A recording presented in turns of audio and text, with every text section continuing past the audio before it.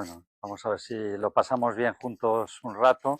Agradeceros a todos los que estáis hoy por aquí, agradecer a Cabrera también, al Parque Nacional. Yo creo todo esto que ha comentado se podría haber resumido con Luis es un buen amigo de Cabrera y con eso ya no habíamos acabado, ¿no? Pero bueno, vamos a comentar un poco el tema del bosque de Cabrera y su interrelación con el clima, con el mar, con los habitantes y con el futuro, ¿no? Vamos a ver un poco qué podemos avanzar en el conocimiento de estos bosques, ¿no? Lo primero que se me ocurrió, como yo había puesto el bosque superviviente, digo, bueno, vamos a ver qué es un bosque. Y entonces le pregunté a ChatGPT, oiga, ¿qué es un bosque? Pínteme un bosque. Y me pintó esto. Y es verdad, es un bosque, pero obviamente no es el bosque de Cabrera. Y como te pregunta el propio ChatGPT, bueno, ¿quieres algo más? Siempre te dice, ¿te apetece otra cosa? Y yo le dije, hombre, pues sí, mejor píntame un bosque mediterráneo. Y entonces me pintó esto otro. Y dije, esto sí, esto ya, la verdad es que me sorprendió el nivel de aproximación hasta el cortado cástico, calizo del fondo, la presencia de estos pinares y bueno, pues dije, bueno, pues hay futuro con la inteligencia artificial, ¿no? Hay futuro. Bueno, y luego dije, ¿y qué es esto de superviviente? Que también está en el título, ¿no? Y entonces, según la Real Academia de la Lengua Española, dicen, superviviente es aquello que vive después de un determinado suceso. Y también es verdad, gran parte del pinar de Cabrera que hoy sobrevive es el resultado de unos incendios que se provocaron pues a lo mejor hace 70, 80 años, ¿no? En la parte central. Y también superviviente es otra cosa, ¿no? Y es vivir con escasos medios o en condiciones muy, muy adversas, ¿no? Y también es verdad que los pinares de Cabrera son supervivientes en este sentido, ¿no? En condiciones muy duras han logrado sobrevivir. Y la tercera idea que dice la Real Academia es que superviviente es permanecer en el tiempo, ser capaz de perdurar. Fijaros cómo dibujaban los austriacos que trajo el archiduque la realidad de Cabrera en 1870 aproximadamente, ¿no? Les encantaba poner algo verde, porque ellos con mentalidad europea les era... Entonces, en muchos de sus grabados en una esquina ponen un acebuche o un almendro o meten una higuera por aquello de poner algo de verde, pero aquí no pudieron poner ni eso, o sea, no, ni una mata, ¿no? Entonces, esa era la realidad, ¿no? Por lo tanto, superviviente es el que, a pesar de esto, ha logrado perdurar en el tiempo, ¿no? Bueno, y luego otro concepto, claro, bosque superviviente en Cabrera, en la isla de Cabrera. Entonces, dices, bueno, es una obviedad, una isla es un trozo de tierra rodeado de agua por todas partes, pero claro, Cabrera tiene un algo de especial. Si miráis Cabrera, es verdad que es la isla más isla de todas las islas. Es que tiene un punto de mágico, ¿no? Realmente tiene un contorno, una esencia en su propia geografía que a mí se me va a la idea de Peter Pan, no puedo evitarlo. Tiene un contexto de sueño, de cuento, de mágico, ¿no? Y realmente es que yo creo que Walt Disney se inspiró en Cabrera para dibujar la isla de Nunca Jamás. Me parece que esa bahía es la entrada a Santa María, ¿no? Bueno, pero Cabrera es isla de cabras, es decir, no es la isla de Nunca Jamás, sino es la isla de las cabras, ¿no? Y la isla de las cabras pasa una cosa, que es que hay otra caprera en el archipiélago de la Magdalena, en Cerdeña, hay otra capraria en el archipiélago toscano, en las costas italianas, hay otro Capri en el propio Golfo de... O sea, que la isla de Cabrera, en el fondo, va ligado a una toponimia 1000 veces repetida en el Mediterráneo, ¿no? Y era porque se introducían cabras domésticas en estas islas y se convertían en despensas vivas en las rutas marítimas, pero desde hace 2.500, 3.000 años, es decir, no 4.000 años.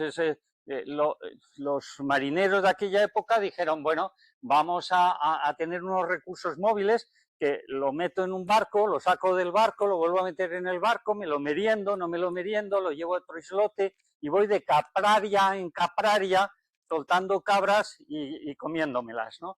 Y tenían la ventaja además que son poblaciones autorreguladas. ¿Hay agua en la isla? Pues hay más cabras. ¿No hay agua en esta isla? Pues hay menos cabras.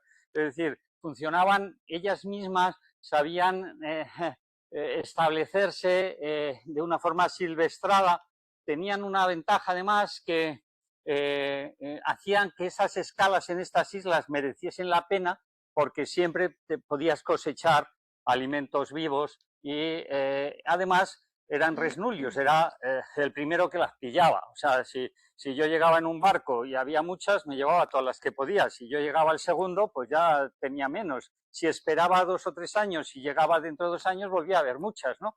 Es decir, que se autorregulaban y además eran cabras de todos y para todos, para el que la pillase, ¿no? Y entonces, de ahí viene el nombre de Cabrera, es decir, es una isla que es un modelo que se repite en todo el Mediterráneo. Y ese Mediterráneo es lo que otorga el concepto de mediterraneidad. ¿De dónde sale? Pues sale de un mar que forma estas calizas en estratos, que luego se empuja en el Oligoceno creando la Sierra de Tramuntana, creando toda la cordillera bética, Cazorla y toda esta línea orogénica que conforma Baleares y Cabrera es parte de ese golpe, de esa presión que desde África se ejerce sobre el Pirineo. ¿Y qué pasó? Pues mirad, hace unos 16 millones de años se separan la península de Baleares, hace unos 11 millones de años se separan las Pitiusas de las Gimnasias. Ya sabéis que Pitiusa significa Isla de los Pinos, y Gimnasia viene de que los primeros griegos que pasaron por aquí pues vieron a los honderos que por lo visto no llevaban ni taparrabos y se acordaron de sus Juegos Olímpicos y dijeron vamos a llamarles como nuestros gimnastas que también van desnudos, y entonces por eso se llaman gimnesias. Las gimnesias son las islas de la gente desnuda, honderos, que había en Mallorca y en Menorca, que eran muy brutos y fueron muy famosos en los ejércitos de aquellas épocas.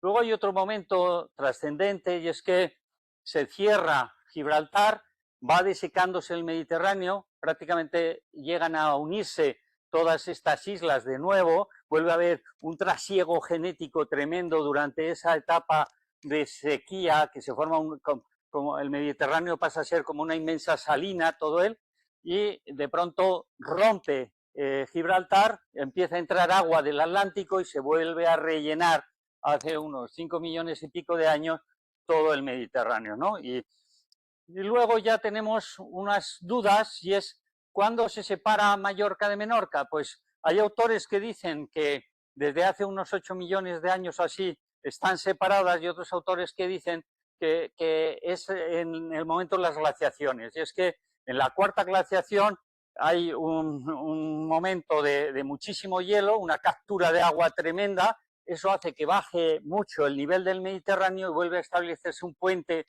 entre Mallorca y Menorca. Otros autores dicen que no, que la profundidad media entre Mallorca y Menorca casi es de 300 metros, que calculan que son 120 metros lo que baja el nivel del mar en ese momento y por lo tanto que ese puente no se establece, ¿no? Eso es importante porque nos tendría que definir también la realidad de cuándo se separan Mallorca y Cabrera, porque la profundidad es menor, no lo sé, Cuca, que son 170 metros, así me parece, entre Mallorca y Cabrera, y hay diferencias, hay gente que dice que no, que desde el principio han estado separadas, hasta, vamos, desde el momento que se inundó el Mediterráneo, después del cierre de Gibraltar, y otra gente que dice que las glaciaciones permitieron un contacto genético en todas las poblaciones de flora de estas islas, ¿no? Bueno, la realidad es que estamos en ese entorno mediterráneo, que sabéis, la época más seca coincide con la más calurosa y además no solo es que llueva poco, sino que además llueve muy de vez en cuando y a golpes, ¿no?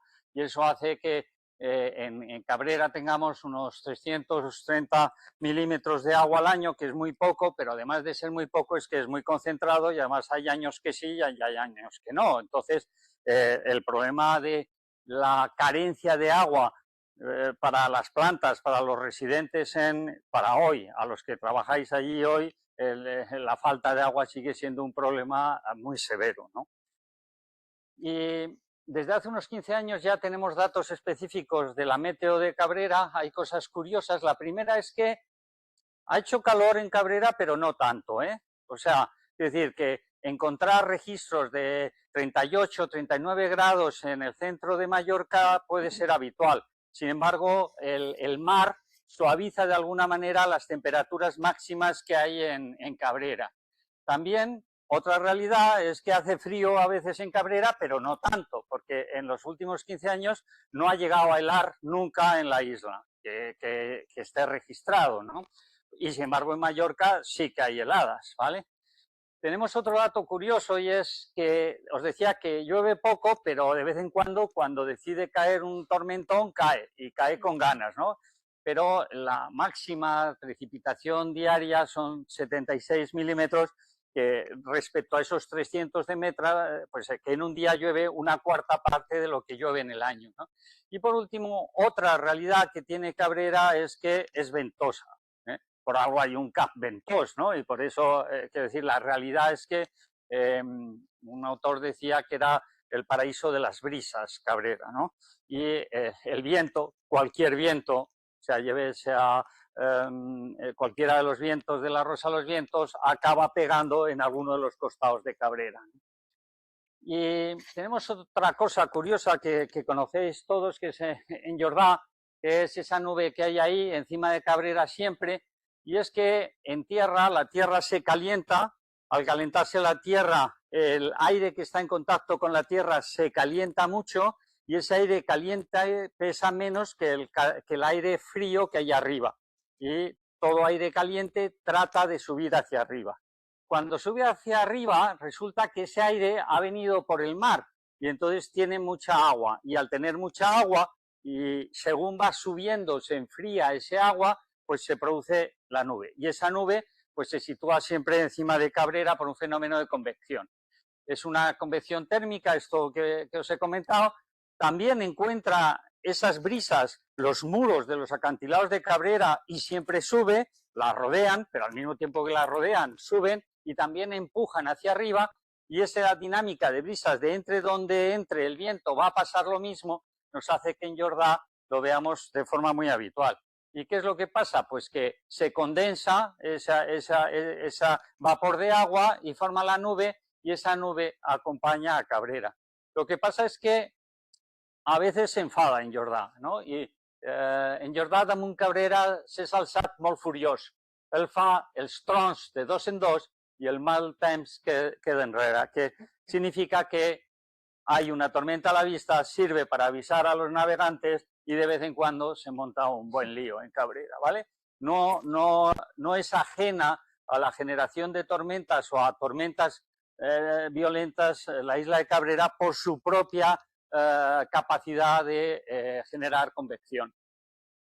¿Y de qué está hecha Cabrera? Pues fundamentalmente de pliegues tectónicos, de anticlinales y ciclinales calizos, lo conocéis, esos espectaculares acantilados que la rodean, y esas grutas, esas cuevas, tremendamente interesante por un proceso de disolución prolongada del carbonato cálcico de estos materiales, ¿no? La isla, como veis, no es una isla normal, no es las islas en general tienen un litoral o una parte de laderas y luego unas cumbres. Pero esto es un lío. Cabrera es un lío orográficamente. Tiene un montón de entradas, de salidas. Las partes blancas son las partes más altas y, como veis, pues eso la hace más interesante, mucho más mágica. No todo tiene una orientación, todo puede ser umbría, solana, un poco más para allá te da mucho el sol, un poco más para acá tengo sombra. Bueno, merece la pena, ¿no? Y la estructura territorial, orográfica de Cabrera, pues la hace tremendamente interesante, y su altura máxima son 172 metros, que no es mucho, pero es suficiente para ser, digamos, generar esos movimientos de viento que antes os he comentado y ese juego entre mar y atmósfera, donde la isla tiene un protagonismo especial. Bueno, ¿y qué vive en el suelo de Cabrera? Pues sobre todo ahora en primavera, afortunadamente vive muchas cosas si ha llovido. Si no ha llovido, llueven un poco menos, pero en primaveras como las de este año, pues la verdad es que es espectacular, porque fijaros esta foto que es relativamente reciente, todo lo que es rojo es actividad fotosintética, mayor o menor, y cuanto más oscuro es que más activa está la vegetación en ese punto. Por lo tanto, veis que hay zonas de Cabrera realmente de rojo oscuro que esta primavera están a full, o sea, están generando biomasa ahí, están aprovechando el riego de esta primavera a tope y están generando ese cambio de paisaje que luego comentaremos, están en plena producción. No todos los años son así, pero este año es un año, como veis, tremendamente activo por parte de la vegetación del Parque Nacional. Tenemos una vegetación que en el litoral halófilo pues presenta unas cochinets, unas formaciones interesantísimas desde el punto de vista botánico, están todos los limonium, están, no es continua, va a golpes, aquí una planta, aquí otra, pero todas son unas héroes absolutas porque no solo aguantan las dificultades del propio Cabrera, sino que aguantan las dificultades que les da la proximidad directa al mar, con lo cual no es que estén regadas por la lluvia, están regadas de sal y claro, pues les es francamente difícil sobrevivir, pero las hay especializadas que logran aguantar y forman unas comunidades de muchísimo interés. Otras comunidades también muy interesantes son las que están en los cortados, las que están en los acantilados, que también tenemos muchos endemismos, es una parte tremendamente interesante desde el punto de vista botánico y, digamos, no son formaciones tampoco muy espectaculares, pero sí de enorme interés desde el punto de vista de los endemismos. Tenemos la maquia que conocéis, pero tiene también cosas especiales, porque es una maquia que es difícil decir, bueno, aquí tengo mucho romero, o aquí tengo mucha mata, o aquí tengo mucho acebuche, no, se entremezcla, aguantan unas, otras no aguantan, de pronto tienes mucho de una cosa y de pronto tienes poco de otra, y eso es por esa topografía que hemos visto antes tan enrevesada, como va cambiando en cada fondo de valle, y donde hay un sitio muy bueno para el brezo, porque hay un poquito más de humedad, pues de pronto encuentras brezos de 2 metros, y sin embargo un poco más para allá aquello se cambia de color, cambia de forma, cambia y aparece pues una estructura mucho más de romeros, o aparece una estructura, al final todo está muy entremezclado, pero es francamente interesante en una especie de quítate tú que me pongo yo y de forma permanente este proceso de sustitución de unas especies o de combinación de unas especies con otras. Tenemos el boj, que es un tesoro, es una cosa realmente, bueno, difícil de explicar cómo hay 3, 4 estaciones de boj endémico de Baleares, del Baleárica, del Buxus Baleárica, que es una planta que vive en Tramuntana, en las alturas de Tramuntana y donde llueve mucho, y sin embargo aquí, que no llueve prácticamente nada, aguanta una población que realmente es interesantísima, ¿no? Bueno, tenemos el Sabinar, el Eunímeros phoenicia, que ha explotado, o sea, después de retirar las ovejas de Cabrera, pareció que le ponían pilas a la Sabina y ha ocupado unos terrenos realmente extensos, intensos y preciosos, una evolución magnífica. Y por último llegamos al Pinar, que, bueno, pues digamos estaba allí, pero sorprendentemente también ha dicho, bueno, pues ahora que están aquí estos chicos y chicas del Parque Nacional, vamos a ver si aprovechamos y ocupamos un poquito más de espacio, ahora que nos dejan, ¿no? Y parece que les está funcionando, ¿no? Bueno, Tenemos tesoros espectaculares en Cabrera. Yo os señalo el Hipericum, el Rannus Ludovici Salvatori, la Peonia candesedesi. Tenemos esta muy especial, la Respeta, que bueno, está en zonas más de roquedos, y el Medicago, que es una especie de alfalfa arbórea muy interesante y muy específica de una subespecie de Cabrera. Son plantas preciosas. Pero, ¿qué más cosas tiene Cabrera en términos de vegetación? Pues, mirad, esto de la Euphorbia dendroides es un espectáculo. En esta época del año que empieza a colorearse, realmente hay zonas que son verdaderos cuadros de color, que parece que algún impresionista se ha sentado ahí a dibujar la naturaleza, ¿no? Es una preciosidad. Y tenemos otra cosa curiosa que es la férula communis, que fijaros, son unas inflorescencias muy interesantes, pero aparte de eso, cuando vas navegando parece que hay un sius que te está mirando, cuando hay de vez en cuando algún palo de estos, y dices, yo sé que no se mueve allí, que estará mirando de lo que yo hago o dejo de hacer, parece que son vigilantes allí en lontananza. Pero hay otra cosa curiosa de esta planta, y es que ese tallo que veis, los franceses los empleaban para hacer salvavidas. Unían 3 o 4 tallos de estos, que los ponían y iban nadando con ese seguro de vida que era ese salvavidas hasta Conejera o a tal, a ver si cazaban un par de conejos y podían comer esa semana, ¿no? Y realmente es una planta francamente interesante y curiosa. Otra es la sabina, que hemos visto antes, que, bueno, se ha hecho recientemente un estudio muy curioso de cómo también está ocupando territorio en la isla después de la creación del Parque Nacional. Han aparecido como estos 10 puntos de propagación de la sabina, y parece que el culpable es un zorzal que come este fruto y que está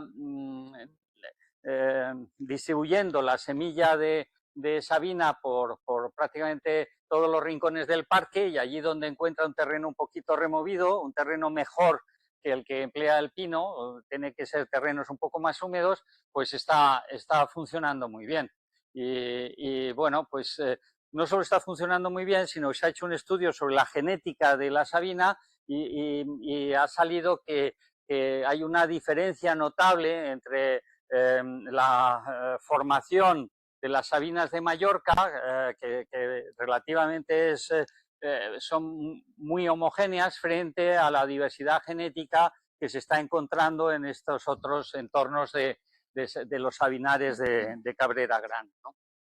Y llegamos al artista invitado de hoy, que es el pinar, que lo primero es trasladar, sobre todo a los que sois de aquí de Mallorca, que todos los pinares, prácticamente el 100% de los pinos que hay en Mallorca, no son romanos. Son mallorquines, y bien mallorquines. ¿Por qué? Porque son autóctonos, son de siempre, son de aquí, son nativos, es decir, nacen porque quieren nacer, no porque haya ningún payés que haya querido que en su terreno nazca un pino. No hay ninguno que le apetezca que les salgan pinos en su labradío, y son espontáneos, nacen porque las condiciones ambientales les son favorables. Y es difícil ponerse a defender los pinos, pero os digo que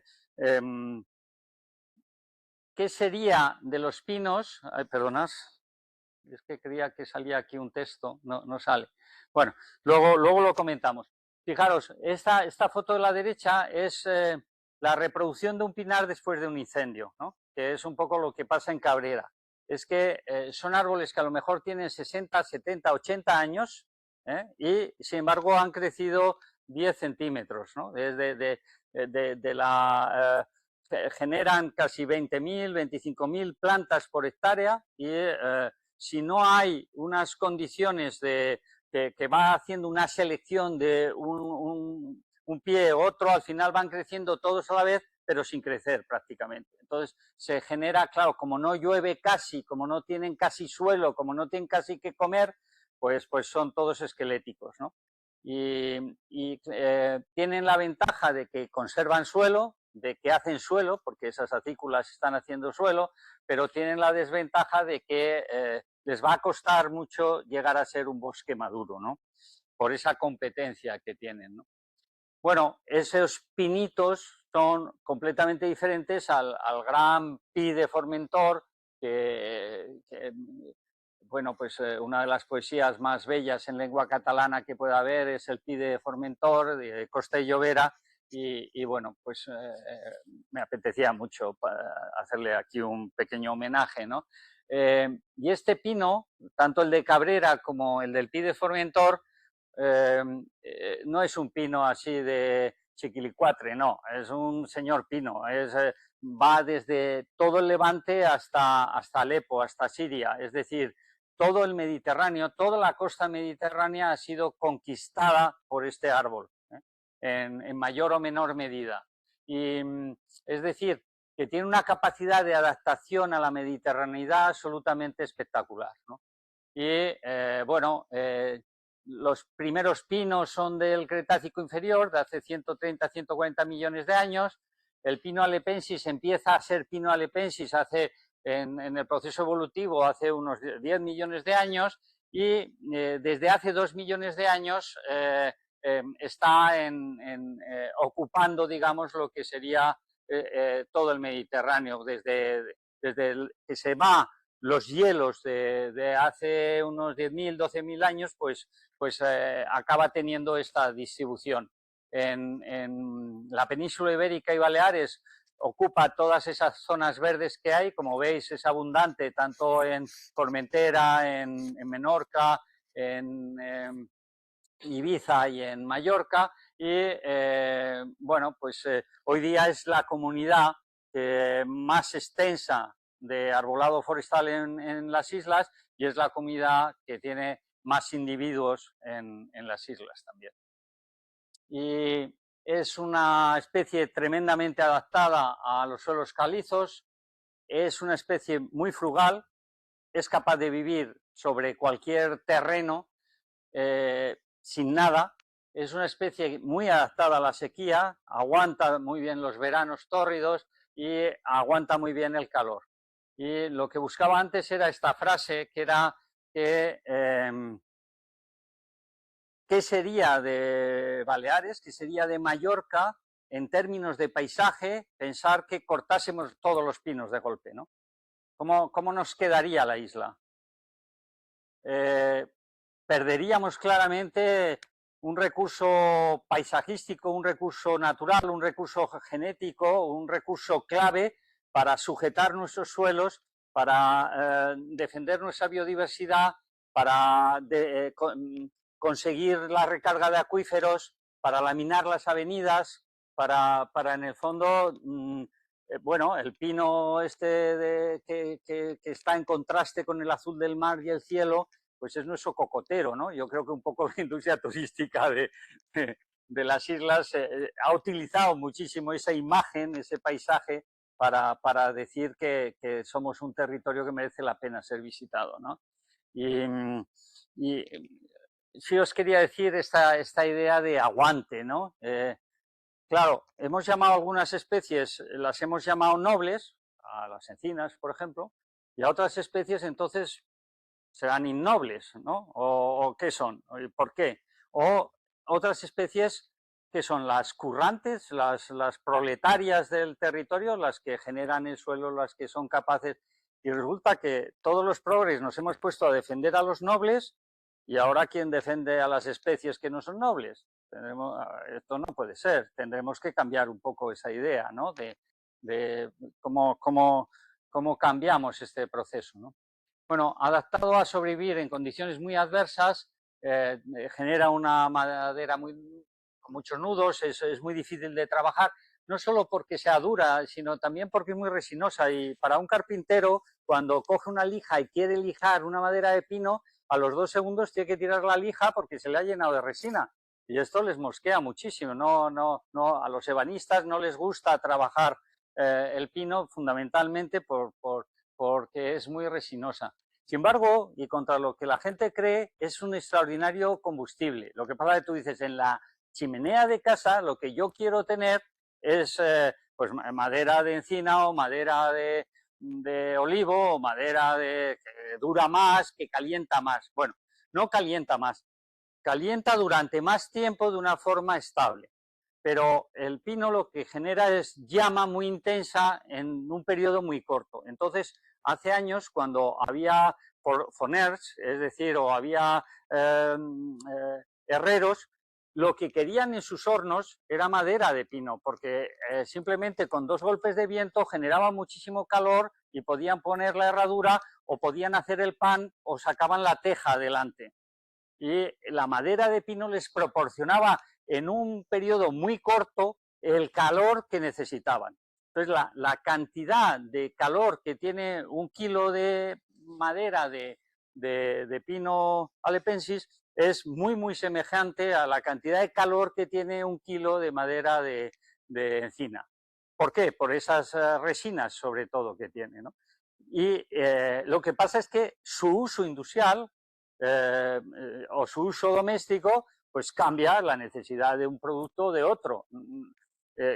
Comento con esto que es importante saber para qué necesitamos una cosa o para qué queremos usar una cosa en función de las necesidades que tengamos, ¿no? Y es una cosa también curiosa que se dice que a los pinos no se les caen las hojas, pero no es verdad. Ahora a finales de junio prácticamente hay un momento, principios de julio, a veces se retrasa, depende de los sitios, las hojas del año pasado, sobre todo si hace mucho calor, se ponen marroncillas y se van cayendo. Es un momento peligrosísimo para los incendios forestales porque se acumula muchísimo material fino, muerto, seco, encima de los árboles, ¿vale? Y sí que se les caen las hojas, lo que pasa no se nota, no lo notamos, porque como ya han sacado las de este año, pues las de este año ocultan que se han caído las del año anterior, ¿no? Pero, sin embargo, no se le caen las piñas. A otros árboles, a otros pinos, cuando ya está madura la piña, se abre y se le cae la piña en otoño, a los 2-3 años de haberse fecundado. Pero al pino no, al pino genera este tipo de piña que tiene 2 cosas curiosas. La primera es pedúnculo, los otros pinos no tienen ese rabito, y eso es porque cuando vaya creciendo la rama del centro, no va a coger a la piña, sino que el pedúnculo hace que esté separada del tallo. El tallo va creciendo, pero la piña está separada.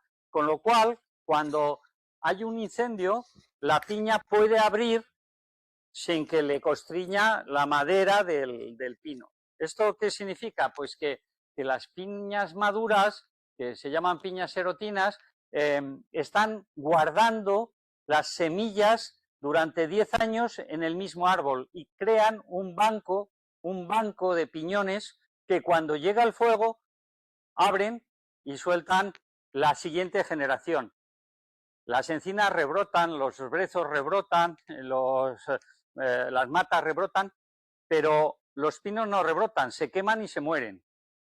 Pero dejan toda una generación de piñones que son los que construyen el bosque siguiente, el nuevo pinar, que hace que perdure la especie. La estrategia es radicalmente diferente. Cuando se quema un encinar, se queman las encinas, pero rebrotan, viven los mismos ejemplares. Cuando se quema un pinar, mueren los ejemplares que se han quemado, pero sobrevive la especie, que es de lo que se trata, se crea una nueva generación. Y aquí veis una copa de un árbol con piñas abiertas y piñas cerradas. Y por lo tanto es una especie tremendamente adaptada al fuego porque guarda su banco de semillas año tras año hasta que le llega el fuego. Claro, no es lo mismo que le llegue el fuego cada 15 años a un pinar a que le llegue el fuego cada 100 años. Cada 100 años la nueva generación entra con fuerza. Si se te queman los 10, 15 años, prácticamente no hay piñas, no hay banco de semillas y desaparece el pinar, ¿no? Bueno, lo que os comentaba antes, la trascendencia que tiene el entorno marino para Cabrera es obvio. y para los pinares igual de obra. Si no hubiese esas nieblas, si no hubiese esos rocíos, si no hubiese esa precipitación horizontal, esos pinos no podrían vivir allí, ¿vale? Muchas de las especies vegetales que viven en Cabrera viven gracias a las nieblas y a la humedad ambiente que genera el entorno marino. Pero bebieron de las nieblas, pero se las comieron a los pinos otros bichos, ¿no? Y claro, la realidad es que Cabrera es una isla ideal para esta especie. Y entonces la cabra ha acompañado a la historia de Cabrera y ha estado siempre ocupada y además siempre han comido los pinitos pequeños y cualquier cosa que se les ponga por delante. Y la evolución de la población de la cabra estaba en función de la evolución de la población del hombre que cultivaba. Cuanto más cultivaba el hombre, menos cabras había, porque lo que no estaba dispuesto era dejar que la cabra se comiese lo que él había sembrado. Y al revés, cuando menos hombres había y menos se cultivaba, pues más se multiplicaban las cabras porque no había control sobre ellas, ¿no? Esto es lo que hemos dicho antes, son una reserva de alimento magnífica, proporcionan leche, cuero, abonos, en fin, un montón de productos, tienen una facilidad tremenda para colonizar el territorio, pueden vivir en terrenos muy complicados, aguantan los hábitats muy áridos, permiten también comer de todo, comen lo que haya, tienen una reproducción muy eficiente y además no necesitan al hombre para sobrevivir, son capaces de asilvestrarse sin ninguna dificultad, ¿no? Pero ya había hace más de un siglo gente que decía cuidado con las cabras porque mientras haya una sola cabra en Cabrera no será posible la resurrección de Cabrera en esas imágenes que veíamos de un Cabrera completamente esquilmado, ¿no? Y bueno, además de las cabras, pues como veis, compartían el territorio con algunas ovejas y luego con otros animales que llegaron a ser absolutamente trascendentes para el labradío. Sin mulos, sin animales, en aquella época era imposible cultivar, era imposible sobrevivir. Y en 1910, pues fijaros un poco cómo cambia el interés de 400 cabras y 95 ovejas, solo unos 30 años después, el amo Damià dice, no, esto tiene que cambiar radicalmente, vamos a pasar a 300 ovejas y vamos a quitar todas las cabras que podamos, ¿vale? Bueno, aparte de los animales estos que interrelacionaban con la isla, había otros montones de gentes que deambulaban por allí y que han influido tremendamente en la vegetación del Parque Nacional. Unos son los navegantes y Cabrera, cualquier navegante que pasase por el sur de Baleares pasaba por el Freu de Cabrera, le venía cómodo, o sea, camino de Alicante, camino del Estrecho, camino donde fuese, le venía siempre bien pasar al lado de Cabrera, ¿no? Y bueno, es interesante porque el que fuese paso de navegantes implica que muchos navegantes pararían en Cabrera y cuando paraban en Cabrera hacían una cosa que hacemos todos los que navegamos, que es arreglar el barco, ¿no? Vamos a echarle un vistazo al barco. Y hay un sitio que se llama Punta Espalmador o la playeta de Espalmador, donde lo que se hacía era parar para impermeabilizar las embarcaciones con brea de pino y con estopa. Y es la acción de espalmar significa, entre otras cosas, la acción de impermeabilizar los barcos utilizando brea de pino. Es decir, tenían que tener pinos cerca para sacar el alquitrán, que lo mezclaban con la estopa, con lana, y iban fisura a fisura entre las cuadernas y los lados de las embarcaciones, en cada fila entre tablero y tablero irán metiendo la estopa alquitranada para conseguir que el barco no se hundiese, ¿no? Impermeabilizar toda la parte sumergida de la embarcación.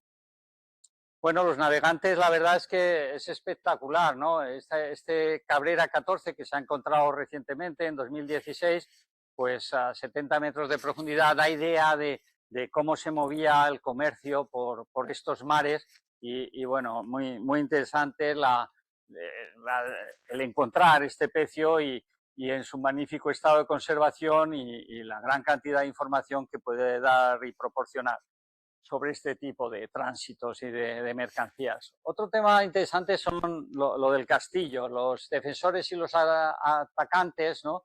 Que, bueno, era importante, prácticamente desde la conquista, 1300 y pico, seguida se dieron cuenta que el tema de proteger Cabrera con alguna fortificación era clave. Hicieron primero una torre y luego ya un castillo que, según venían unos otros, lo tiraban o lo volvían a reconstruir. Pasó a encargarse la Universidad de Palma, que era como, digamos, el Ayuntamiento de Palma, de poner guarniciones en Cabrera y sobre todo de ir manteniendo esta fortaleza. Pero fijaros, era importante porque en 1738 encargar a 3 ingenieros y arquitectos que reconstruyesen el castillo y que hiciesen una cosa seria, pues se lo tomaron en serio, hicieron unos planos a conciencia y lo prepararon a fondo para llegar a tener el castillo que hoy tenemos. Hay una cosa curiosa que es cuando hablamos de la presencia humana y cómo va generando, bueno, una curiosidad, esta zona deteriorada del Marés era simplemente porque aquí en este punto de aquí se pusieron las letrinas de Cabrera y entonces ahí se produjo el proceso de 300, 400 años de deterioro, simplemente porque tener la idea de que la presencia continuada del hombre al final genera unos impactos prácticamente en cualquier cosa, ¿no? Y digo que era importante el castillo porque solo unos 25 o 30 años después vuelven a la carga, decir, bueno, vamos a mejorarlo todavía, vamos a hacer unos planos todavía más serios y ponen una cosa que no habían puesto en el anterior, que vamos a poner en el V unos almacenes para leña al pie del castillo. Y son esto era lo que empleaban como almacén de leña y tiene trascendencia porque lo que os decía, 300 años seguidos proporcionando leña a los habitantes implica muchas toneladas de pino para calentar o para cocinar de la población, de la guarnición, ¿no?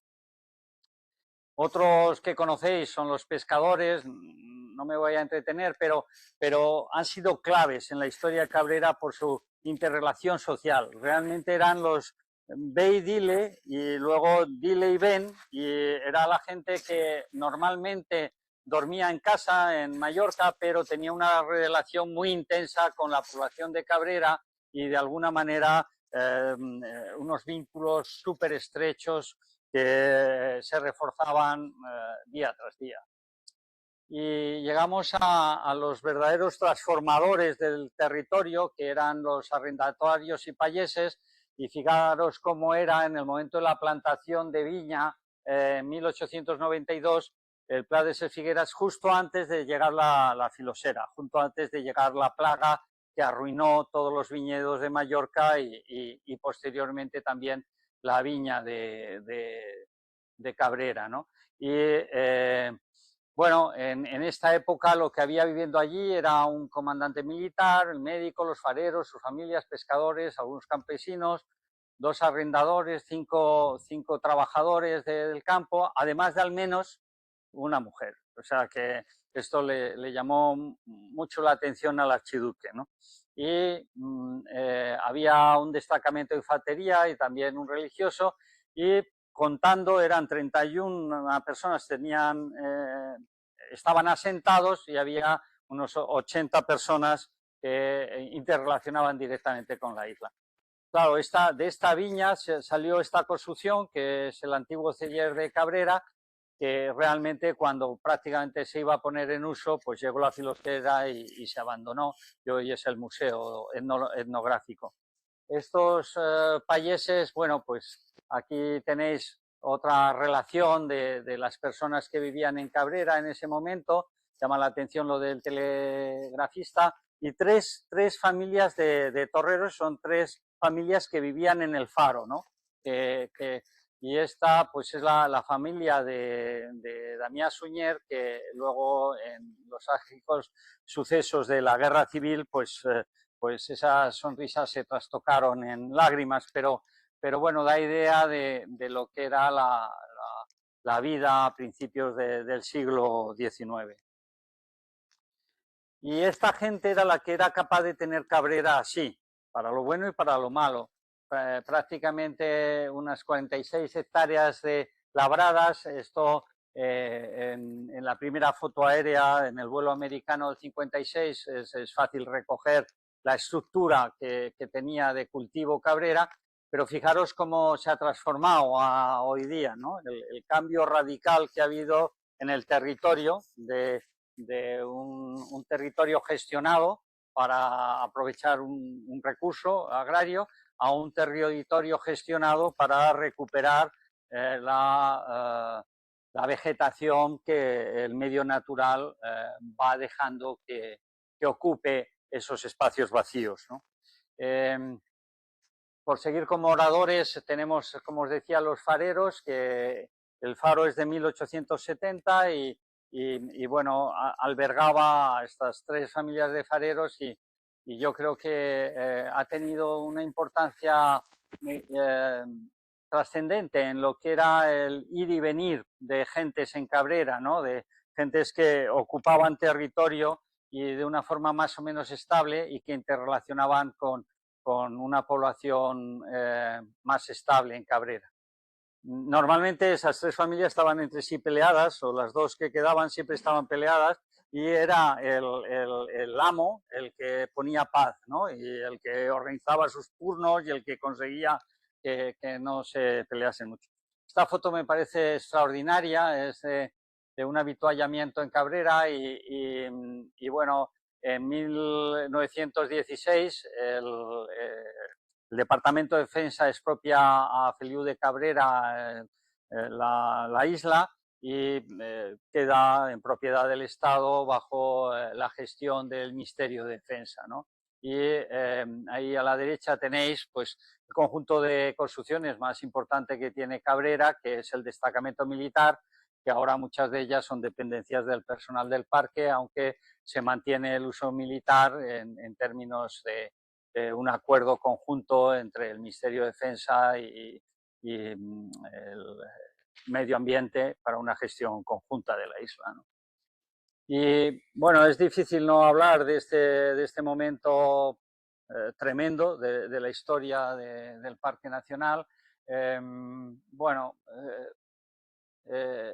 miles de franceses, no solo franceses, había polacos, había austriacos, había prácticamente gente de toda Europa, porque Francia había invadido Europa y había metido en sus ejércitos a una población de prácticamente, ya os digo, la mitad de Europa, y entonces son derrotados en Bailén, se les lleva a Cádiz, a unos pontones, allí enferman una parte de ellos, entonces de Cádiz los expulsan, se quiere ir a Menorca, Lazareto, pero en Menorca dicen que ni hablar, en Mallorca dicen que todavía menos, y al final los sueltan en Cabrera y está por definir, se salvaron unos 3.400, 3.500, no se sabe cuántos franceses llegaron allí, cuántos cautivos, pero sí, desde luego, murieron muchos miles de personas en aquel cautiverio, ¿no?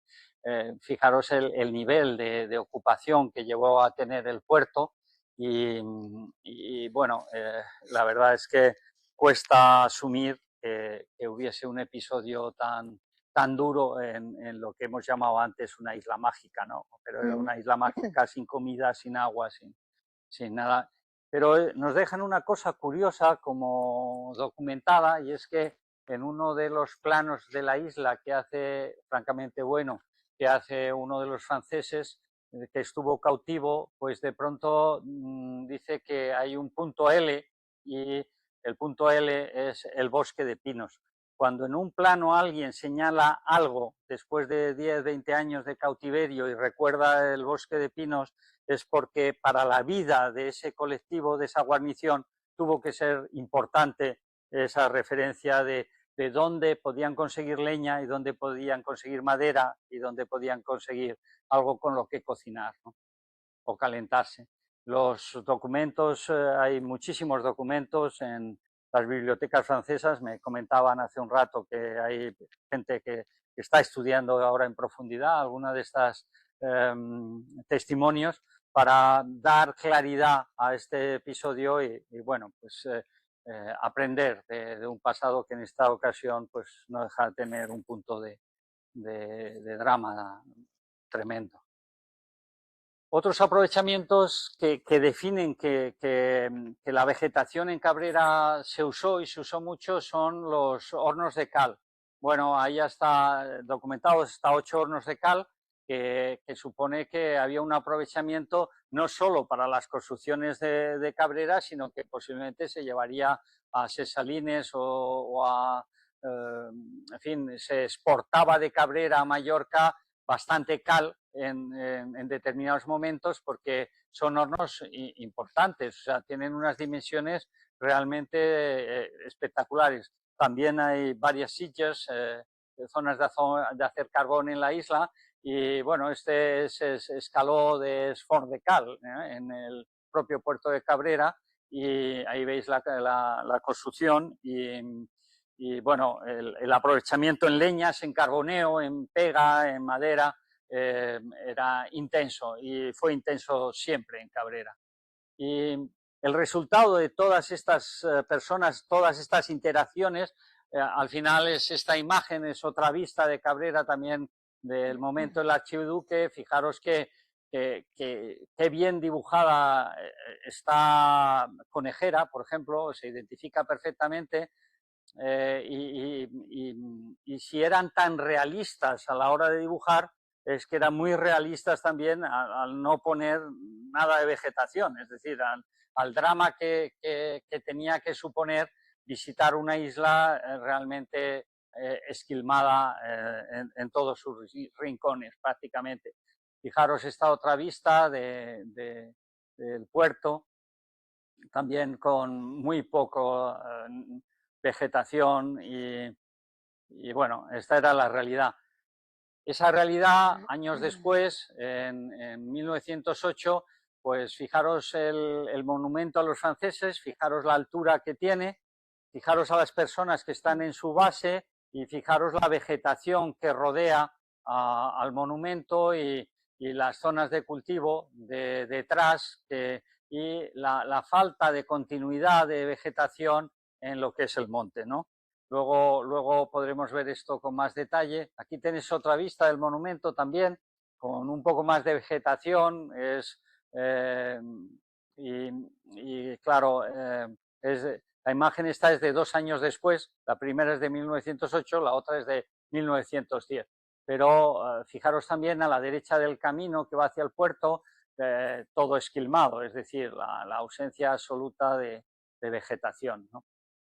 Otros impactos, pues conocéis la historia de las maniobras de Cabrera en 1996, perdón, 86, en la década de los 80, antes de la creación del Parque Nacional en el 91, pues hubo una amenaza de reversión de la propiedad a los antiguos propietarios.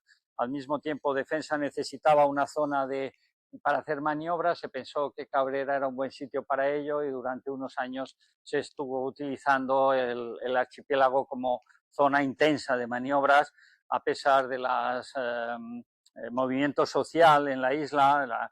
La Comisión de Conservación de Cabrera, la CCC, que lideraba Félix Rodríguez de la Fuente, o el trabajo de Greenpeace, o el trabajazo del GOB, luchando por conseguir una reacción y una protección integral de Cabrera. Esto se prolongó durante algunos años, pero al final las cosas cambiaron. Llegó el 91, se logró establecer el Parque Nacional y bueno, pues empezaron a priorizarse otras cosas, ¿no? Y realmente el cambio fue sustancial y sobre todo la trascendencia de ese momento histórico es que la conservación entra en el agua y estos bosques sumergidos que son las praderas de Posidonia pasaron a ser enormemente relevantes en los objetivos no solo de la conservación del propio Parque Nacional, sino los objetivos punta de lanza de la conservación marina en España y prácticamente en Europa, porque había pocos antecedentes. Estaba por Cros, en Francia, alguna pequeña reserva italiana y poco más en todo el Mediterráneo. Por lo tanto, Cabrera fue un empujón decisivo a la conservación en el Mediterráneo.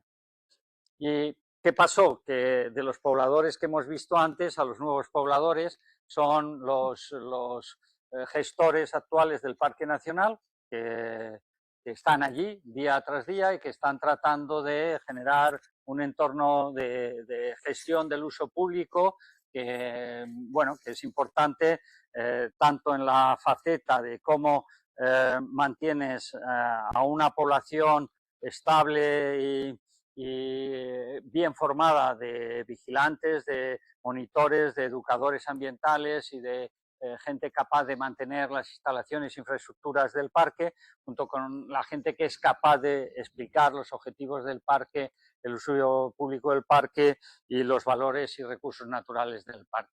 A unos visitantes evitando la masificación y consiguiendo visitas de alta calidad y que merezca la pena ir a Cabrera, ¿no? Entrando en lo que es los efectos que tiene el Parque Nacional, pues el primero, como veis, es el cambio radical, ¿no? Del mapa de usos de suelo, así grosso modo, que había en 1990 al mapa de uso de suelos que hay hoy. Que prácticamente lo que está más oscuro serían las zonas de pinar y lo que está más son zonas en transición al pinar o maquia, ¿no? Y hay otras zonas ya pegadas al litoral que aquí no aparecen, pero que, bueno, ahí en Lanxiola se ve o en algún otro sitio se ve que todavía están en fase de recuperación, ¿no? Y fijaros lo que os decía antes, de la altura del monumento, que ahora está rodeado de un bosque, ¿no? Y cómo cambia radicalmente la percepción de la realidad del paisaje en menos de 50 años, ¿no? Esta es la cobertura arbórea que había en 2012, digamos, pinares y acebuches, lo que tendría más de 3-4 metros de altura, y esta es la de hoy, no solo pinares. Aquí se reflejan también acebuches y sabinas altas, ¿no? El cambio también es espectacular en tan solo una decena de años, ¿no? Tenemos otra cosa importante y es que el bosque no solo proporciona cobertura de vegetación, sino que proporciona también un stock en carbono y hoy tiene relevancia la idea esta de la capacidad de fijación total de carbono que tiene la vegetación. Y es importante que la recuperación en la isla de estos servicios ecosistémicos que tienen los bosques, pues en Cabrera es súper notable por ese cambio que ha habido de cobertura y cambio de usos del suelo, ¿no? Esta es reciente, también esta foto es de ahora, de abril del 2026, es parecida a la que hemos visto antes en infrarrojos y es la actividad que el NVDI marca la actividad de la clorofila en la isla y también señala esos verdes más oscuros, señala esto que comentaba antes de la gran capacidad de producción que tiene ahora mismo la vegetación en Cabrera. Está en plena actividad haciendo ese trabajo de expansión y ese trabajo de supervivencia, ¿no? Esto es interesante, es un nuevo sistema que hay para reconocer la realidad, que es pasa un avión que lanza líneas de láser, se llama LIDAR, y cada metro cuadrado te lanza 2 golpes o 4 o 8 de rayos láser. Cuando ese rayo láser choca con una hoja, rebota. Cuando ese rayo láser choca contra el suelo, rebota. Cuando choca contra un matorral, rebota. Cuando choca contra la copa de un árbol, rebota. Y el avión recoge los rebotes. Y en función de lo que tarda en llegar el rebote, calcula la altura del punto donde el láser ha rebotado. Y con eso nos da las superficies, como veis a la izquierda, del relieve perfectamente, ahí no hay vegetación, pero también te da la altura de cada árbol y tú puedes, árbol a árbol, decir qué altura tiene ese árbol y saber si es un pino, si es un acebuche o si es una sabina, ¿no? Y a partir de ahí es como se están haciendo ahora los inventarios forestales. Ya no se va con una forcípula midiendo tronco a tronco, sino que ahora te pones ahí, lo amplías y 1, 2, 3, 4, 5, 6, 7, 8, 9, 10, 50, ¿vale? Bueno, veis como de lo que los franceses llamaban el bosque de los pinos, ¿vale? Pues ahora zonas que están trasladando los piñones, la regeneración del bosque, y no solo de los pinos, sino también de las sabinas, de los acebuches, de la maquia, de la garriga, están recuperando zonas de bosque de una forma intensa y rápida. Fijaros aquí en este trozo que solo ahí se veían unos pocos de pinos en toda lo que es Solla, pues ahora ese cuadradito serían estos pinos un poco más grandes que veis, y esos pinos grandes han ido permitiendo que a derecha e izquierda surjan toda este pinar, ¿no? Y bueno, esta es una imagen de cómo era Cabrera en 1967. Veis la zona cultivada, todo este entorno, y más arriba esas 4 cuarteradas, y cómo se aprovechaba cada rincón que se podía para intentar generar algún tipo de producción, y cómo es en el 2023, donde gran parte de estas zonas pues simplemente podemos considerarlas ya bosque cerrado, sabinar cerrado, pinar cerrado, y zonas donde la recuperación de estos pocos pinos ha logrado la recuperación de todo este pinar. La gran diferencia es que el bosque que os enseñaba al principio, de esos palos apretados producto de un incendio, no tiene nada que ver con estos bosques que ya vienen del avance de los piñones en el territorio y de la recuperación paulatina del bosque sin una perturbación, ¿vale? Simplemente por su capacidad de regeneración directa, ¿no? Y esto en color, ¿no? Para que veáis un poco lo espectacular de la recuperación de esos bosques que estaban constreñidos allí en una zona de Cabrera, y ahora están avanzando por toda la isla, ¿no? ¿Cuáles son los secretos? Pues el primer secreto del pino es que el polen del pino vuela, y eso le permite tener una diversidad intraespecífica tremenda. Eso significa que es una planta que, como habéis visto, va desde Alicante hasta Siria, desde el norte de Italia o desde Marsella hasta Algeria. ¿Y por qué puede hacer eso? Porque es capaz de mezclar su polen con las piñas, las flores femeninas que hay en Mallorca, que hay en todos sitios, y eso hace que cada árbol tenga la capacidad de generar nuevas resistencias, es decir, en función de la adaptación que tiene ese sitio. Que el polen se mueva significa que, fijaros, ese es un grano de polen de pino, tiene 2 flotadores, es impresionante, y no son para flotar en el agua, sino son para flotar en el aire, ¿no? Entonces, eso le permite llegar a piñas que están lejos y tener una diversidad genética espectacular, y tiene una diversidad intraespecífica que le permite no solo a este pino, sino también al silvestre, que va desde prácticamente Madrid, Guadalajara, hasta los fiordos noruegos, o sea, son árboles.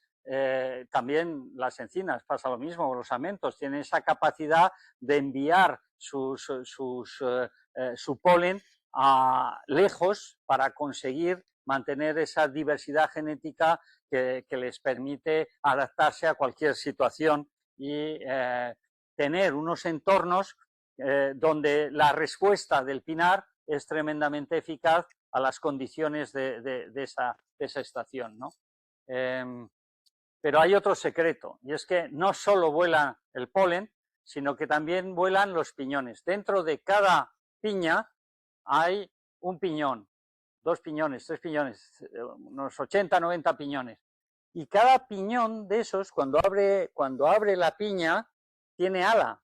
Y claro, una bellota pesa 2 gramos y cuando cae la bellota hace boing, boing y se queda debajo de papá y mamá. Se queda debajo de la sombra de papá o mamá y además de quedarse en la sombra, tiene un muy buen suelo, está arropado, está mimado. Entonces, el encinar progresa por el movimiento de las bellotas con animales, aves,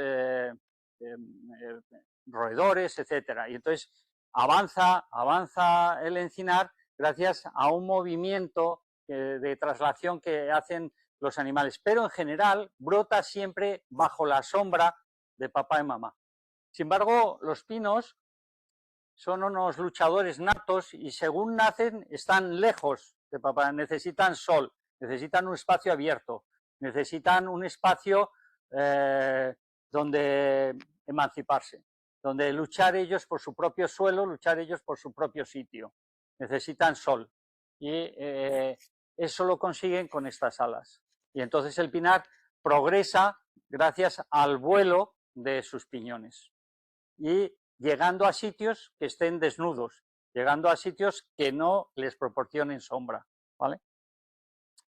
Y bueno, tienen esa capacidad de ser colonizadores porque vuelan y porque son aliados del sol y aguantan lo que les echen. En vez de vivir a la sombra son capaces de vivir por sí solos, ¿no? Lejos de la protección de sus padres. Y hay otro secreto en Cabrera y es el esfuerzo de 30 años casi ya de mucha gente peleando por priorizar la conservación. Cuando hay un cambio de rumbo se debe a las personas y muchos técnicos, muchas técnicas, mucha gente muy comprometida ha defendido Cabrera para proporcionar un nuevo paisaje, un paisaje abierto al futuro, donde el bosque ha tenido la oportunidad durante estos últimos 30 años de regenerarse.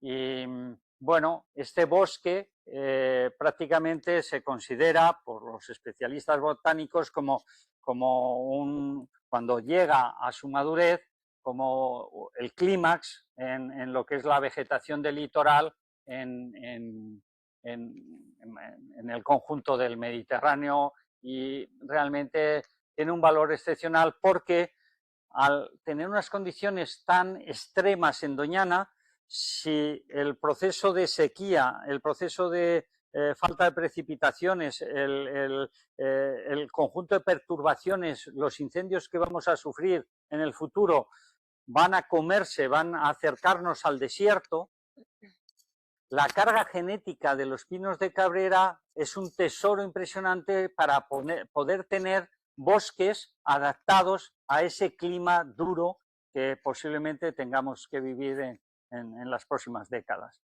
Por lo tanto, ahí, en este entorno, tenemos un tesoro que podremos trasladar a Mallorca, a las otras islas, al conjunto de la península, a Francia, para mantener bosques cuando las condiciones sean mucho más duras. Y bueno, el bosque de Cabrera, en el fondo, como os he tratado de contar, atesora evolución, atesora resistencia, atesora adaptación y atesora futuro, porque fundamentalmente atesora el éxito de la supervivencia. Pues nada, muchas gracias.